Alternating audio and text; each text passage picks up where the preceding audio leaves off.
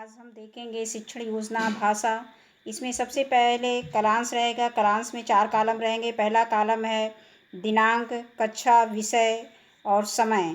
दिनांक जिस डेट को हमें पढ़ाना रहेगा वो डेट डाल देंगे। कक्षा 5, विषय कलरव हिंदी और समय 35 से 40 मिनट। पहली हेडिंग रहेगी लर्निंग आउटकम।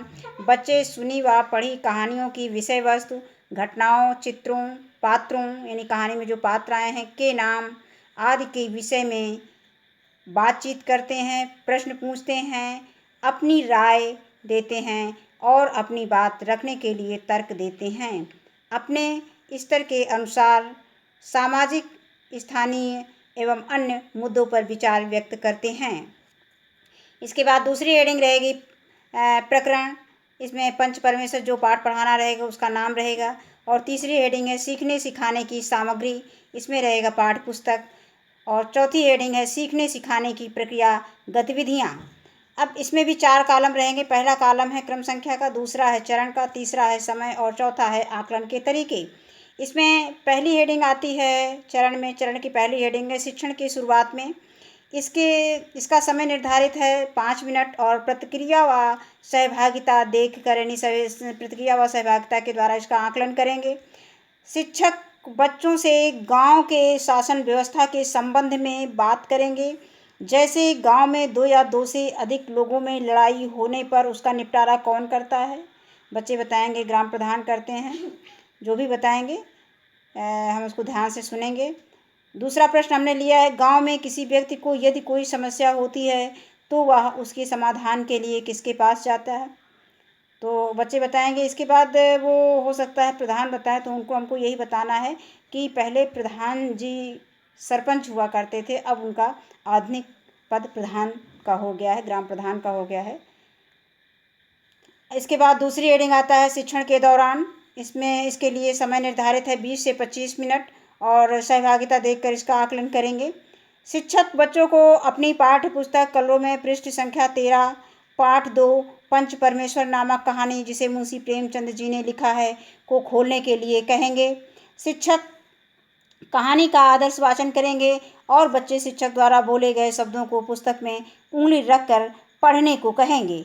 इसके बाद शिक्षक बच्चों को पाठ का सारांश सुनाएंगे जो इस प्रकार है। पाठ का सारांश इसमें हमने दे दिया है, देखते हैं।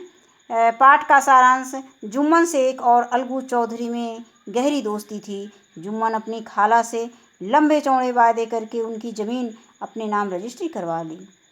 कुछ दिन बाद जुम्मन की पत्नी अपनी इसके आगे देखेंगे। जुम्मन की पत्नी अपनी खाला को परेशान करने लगी। इसकी शिकायत जुम्मन से करने पर जुम्मन उन्हें पंचायत करने की धमकी देने लगा। मामला पंचायत में आ गया। अलगू चौधरी को सरपंच यानी ग्राम प्रधान बनाया गया। अलगू चौधरी ने फैसला सुनाया खाला जान को हर माह खर्चा दिया जाए, नहीं तो रजिस्ट्री रद्द समझी जाएगी। जुम्मन को ये फैसला खटकने लगा। वह बदला लेने की ताक में था। ऐसा समय जल्द ही आ गया। समझू साहू ने अलगू चौधरी से 1 महीने बाद दाम देने का वायदा करके बैल खरीद लिया। समझू की लापरवाही के कारण बैल 1 महीने के अंदर ही मर गया। समझू ने अलगू चौधरी को बैल के दाम न देने से मामला पंचायत में चला गया, जिसमें जुम्मन को सरपंच बनाया गया, जिसने अपनी जिम्मेदारी अच्छी तरह से निभाई। जुम्मन ने अलगू के पक्ष में फैसला सुनाया। अलगू ने पंच परमेश्वर की जय जयकार की। जुम्मन और अलगू की दोस्ती फिर से हो गई। इसके बाद अगली हेडिंग आती है तीसरा चरण है शिक्षण के बाद में। इसके लिए समय निर्धारित है 10 मिनट और प्रश्नोत्तर द्वारा इसका आकलन करेंगे। इसमें हम पाठ से संबंधित कुछ प्रश्न बच्चों से पूछेंगे। पहला प्रश्न है हमने इसमें लिया है मैं अलग पका खा लूँगी, खाला ने ऐसा क्यों कहा। दूसरा प्रश्न हम इसमें शामिल किए हैं जुम्मन ने खाला को रोटी कपड़ा देना क्यों कबूल किया था। और तीसरा प्रश्न है फैसला सुनते ही जुम्मन सन्नाटे में क्यों आ गया। और चौथा है सरपंच का आसन ग्रहण करते हुए जुम्मन में कौन सा भाव पैदा हुआ। इसके बाद उपयुक्त प्रश्नों का उत्तर देने के लिए शिक्षक बच्चों को पर्याप्त समय देंगे। बच्चों द्वारा सही उत्तर न दिए जाने पर शिक्षक बच्चों को सही उत्तर बताएंगे। अगली हेडिंग है श्याम पट कार्य। शिक्षक श्याम पट पर कठिन शब्दों का अर्थ लिखेंगे। इसके आगे देखेंगे।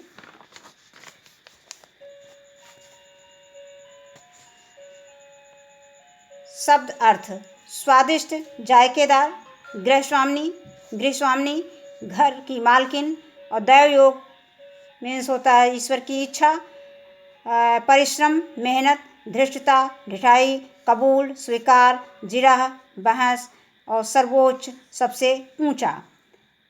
बच्चे उपयुक्त शब्दार्थ को अपनी कॉपी में लिखेंगे। इसके बाद अगली हेडिंग आती है प्रदत्त कार्य, गृह कार्य, असाइनमेंट। शिक्षक बच्चों को घर से शब्द अर्थ याद करके आने को कहेंगे। अगली हेडिंग इसमें है छठी हेडिंग, शिक्षक की आगामी कार्य योजना।